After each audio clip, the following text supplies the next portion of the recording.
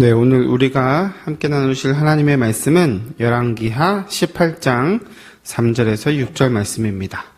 우리 같이 한 목소리로 읽어볼게요. 시작. 히스기야는 그의 조상 다윗처럼 여호와께서 보시기에 옳은 일을 했습니다. 그는 산당들을 없애고 돌기둥을 부수고 아세라 우상을 찍어버렸습니다. 그는 또 이스라엘 백성들이 그때까지도 모세가 만든 노뱀에게 향을 피워 섬기는 것을 보고 그 노뱀도 부숴버렸습니다. 그 노뱀은 느후스단이라고 불렸던 것입니다. 히스기야는 이스라엘 하나님 여호와를 믿고 의지했습니다. 유다의 모든 왕 가운데서 히스기야 같은 사람은 전에도 없었고 그 뒤에도 없었습니다. 히스기야는 여호와께 충성했습니다. 그는 여호와를 떠나지 않고 여호와께서 모세에게 명령하신 계명을 다 지켰습니다. 열왕기하 18장 3절에서 6절 말씀. 아멘. 자, 함께 제목을 읽어볼까요? 시작. 하나님을 기쁘시게. 자, 여러분, 뉴스에서는 주로 특별한 소식이 전해지곤 하죠. 물론 일상의 평범한 이야기도 나오기도 하지만 뉴스 하면은 그래도 좀 특별한 게 나오기도 하죠. 그런데 오래전에 겉으로 보기에는 굉장히 평범했던 이야기가 뉴스에 소개됐던 적이 있어요. 그러니까 한 아들이랑 아버지랑 금강산 여행을 갔다. 이렇게 겉으로만 보면 굉장히 평범한 이야기인데 이 이야기가 뉴스에 탔어요. 도대체 어떤 사연이 있길래 이 특별한 소식을 전하는 뉴스에 나왔던 걸까요? 아버지에게는 이 7명의 아들과 딸이 있었다고 해요. 근데 어느 날 아버지께서 이제 90세가 넘으셨는데 금강산에 꼭 한번 가고 싶다고 자녀들에게 말했어요. 이제 아버지의 말을 들은 자녀들은 아버지를 기쁘시게 해드리기 위해서 이제 금강산 여행을 하기로 결정을 했죠. 근데 이제 문제가 있었어요. 그러니까 아까 목사님 말했던 것처럼 90세가 넘다 보니까 몸이 불편하셔서 혼자 걸어서 여행하기는 불가능했던 거예요.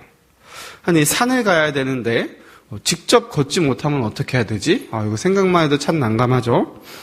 그런데 자녀들이 아주 어려운 선택을 했어요. 그건 바로 지게를 이용해서 아버지와 금강산 여행을 하겠다는 거예요. 지게는 아주 옛날부터 우리 조상들이 이렇게 물건을 실어 나를 때마다 사용했던 기구인데요. 막내 아들이 이 지게에 아버지를 태워서 금강산 여행을 하기로 한 거예요. 아버지와 지게를 합친 무게만 해도 몇 킬로일까? 60kg가 넘었죠. 아들은 그러나 어린아이처럼 좋아하시는 아버지를 보면서 힘들어도 꾹 참고 산을 올랐습니다. 다시 이제 집에 돌아와서 보니 아들의 이제 몸 이곳저곳에서는 피멍이 발견됐다고 해요. 그렇지만 아들은 웃으면서 우리 90 넘으신 아버지께서 돌아가시기 전에 금강산 여행을 했는데 내 몸에 그깟 피멍 든 게 뭐가 문제입니까? 하면서 이렇게 웃으면서 인터뷰했던 모습을 봤습니다.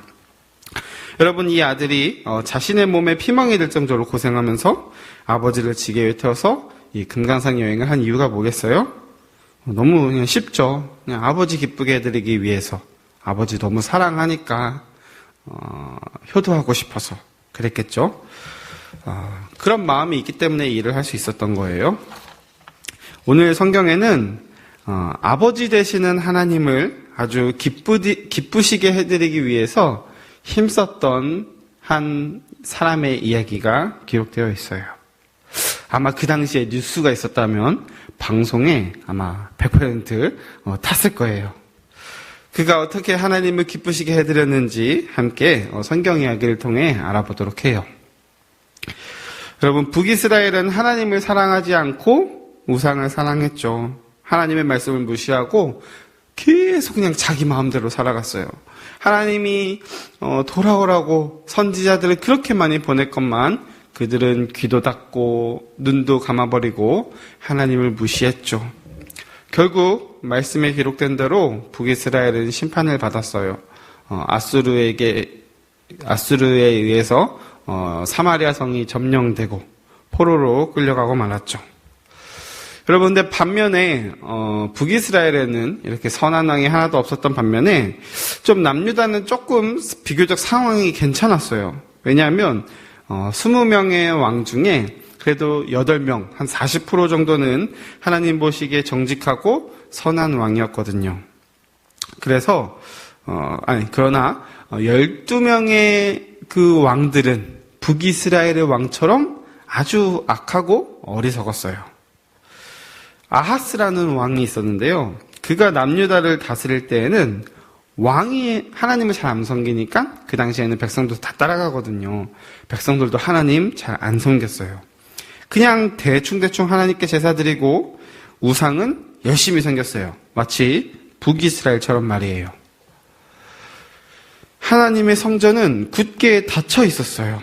그리고 관리도 잘 하지 않아서 하나님의 성전은 굉장히 방치가 돼 있었던 거죠. 대신에 우상을 섬기는 산당은 또 열심히 지어서 우상을 섬기곤 했어요. 남유다에도 북이스라엘처럼 하나님을 무시하고 외면하고 거절하는 죄악이 아주 가득하게 되었어요. 그러나 아하스, 다행히도 아하스에 이어서 왕이 된 히스기야라는 왕은 하나님을 참 사랑하는 왕이었어요. 그래서 그 사랑하는 마음이 있기 때문에 하나님을 기쁘시게 해드리길 원했어요. 히스기야가 하나님의 성전을 이렇게 쭉 바라봤어요. 근데 너무 안타까운 거예요. 왜냐하면 하나님 얼마나 속상하실까. 이 백성들이 이 귀한 성전을 이렇게 소홀히 대하는구나. 성전문은 굳게 닫혀있고 성전 이곳저곳 수리해야 되는 것은 그냥 방치되어 있고 그냥 그렇게 되고 있구나. 정말 하나님을 사랑하는 마음이 하나도 없구나. 이런 것을 발견하게 되었죠. 그래서 히스기야는 결심했어요. 가장 먼저 굳게 닫혀있던 성전문을 활짝 열고 고쳐야 할 곳을 수리했죠. 성전에서 섬기던 레위인들을 이렇게 막 불러 모았어요. 그래서 하나님의 성전과 하나님을 향한 예배를 우리 회복하자 지시를 내렸죠. 그리고 레위인들은 왕의 명령을 따라서 성전을 깨끗이 청소하면서 이곳저곳을 수리하기 시작했죠. 게다가 나라의 곳곳에서 섬기고 있던 그 우상들을 깨트리고 산당들도 없앴어요. 이렇게 히스기야는 남유다에서 하나님이 싫어하시는 모든 것을 없애고 하나님이 기뻐하시는 하나님만을 향한 예배를 준비를 했죠. 히스기야는 이제 백성들에게 명령을 내렸어요. 예루살렘에 있는 하나님의 성전으로 모두 와서 우리 하나님의 유월절을 다시 지킵시다. 왕이 명령을 내리자 전령들이 이스라엘과 유다 전 지역으로 이 왕의 명령을 전달하기 시작했어요. 이스라엘 여러분, 하나님께로 얼른 돌아오십시오. 하나님께 등을 돌렸던 그 조상들의 죄를 따르지 마십시오. 얼른 하나님의 성전으로 와서 하나님을 예배합시다. 그러면 하나님이 두 팔 벌려 여러분들을 반겨주실 겁니다. 이 왕의 명령을 듣고 백성들이 하나님의 성전에 이렇게 모여들었어요. 그리고 하나님께 기쁨으로 제사를 드렸죠. 하나님보다 더 사랑하던 우상을 버리고 하나님만을 사랑하고 섬기기로 고백하면서 제사를 드렸어요. 이제 남유다 안에는 하나님을 향한 사랑이 점점 퍼져가고 있어요. 히스기야 왕이 먼저 하나님을 사랑하니 백성들도 함께 따랐던 거예요. 하나님은 이 남유다 백성들의 진심이 담긴 이 마음을 기쁘시게 받지 않았을까? 목사님은 한번 생각해 봐요. 히스기야의 마음의 가장 귀한 자리에 누가 계셨을까요? 바로 하나님이 계셨어요. 히스기야는 그 사랑하는 그 귀한 하나님을 기쁘시게 해드리길 원했어요.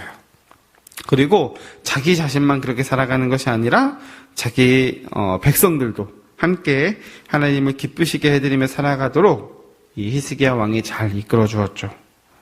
닫혔던 성전도 개방되고 깨끗하게 성전도 수리되고 예배를 방해하던 우상과 산당도 없애고 그동안 잊혀졌던 절기인 유월절을 다시 지키고 하나님께서 명령하신 그 말씀들을 잘 지켜 행하고 결국 백성들도 히스기야 왕과 함께 하나님을 기쁘시게 해드리는 삶을 살 수 있었을 거예요. 여러분, 하나님께서 이 히스기야를 바라보는 마음이 어땠을까요? 참 흐뭇하고 사랑스럽다 하지 않았을까요? 지게를 태워서 아버지를 금강산 여행을 시켜줬던 그 아들처럼 히스기야도 참으로 훌륭한 일을 해낸 거예요. 뉴스가 있었다면 아주 헤드라인 뉴스로 먼저 이렇게 쫙 나가고 가장 먼저 소개되는 아주 멋진 뉴스가 되었을 거예요. 그런데 목사님은 이 뉴스를 보면서 좀 부끄러웠어요. 뉴스를 보면서가 아니지. 오늘 설교를 준비하면서 마음이 좀 부끄러웠어요. 왜냐하면 하나님을 기쁘시게 해드리는 그 마음이 목사님 안에는 너무 적었던 것 같아요. 일주일간 살면서 내가 그래도 하나님을 사랑하는 마음으로 하나님을 기쁘시게 해드려야지 이런 마음을 가져본 적이 없는 것 같아요. 너무 부끄럽고 속상해요. 하나님을 사랑합니다. 목사님이 입술로는 고백했지만 마음으로는 내가 정말 하나님을 사랑하고 하나님을 기쁘시게 해드려야지 이런 마음이 솔직하게 목사님 마음에 없었던 것을 발견하게 되었어요. 히스기야는 여러분 성경에 기록된 대로 보면 하나님, 저 하나님 사랑해요. 저 하나님 기쁘시게 해드리고 싶어요. 입술로 고백한 기록이 없어요. 그런데 그의 행동, 그의 선택과 결정은 항상 하나님을 사랑하는 것이었고 하나님을 기쁘시게 해드리는 거였어요. 참 이번 한 주간 하나님을 기쁘시게 해드렸던 행동이 뭐가 있을까? 하나님을 기쁘시게 해드렸던 선택과 결정이 뭐가 있을까? 생각해 봤는데 잘 기억이 안 나는 거예요. 마음이 참 속상하고 부끄럽고 죄송한 마음이 들었어요.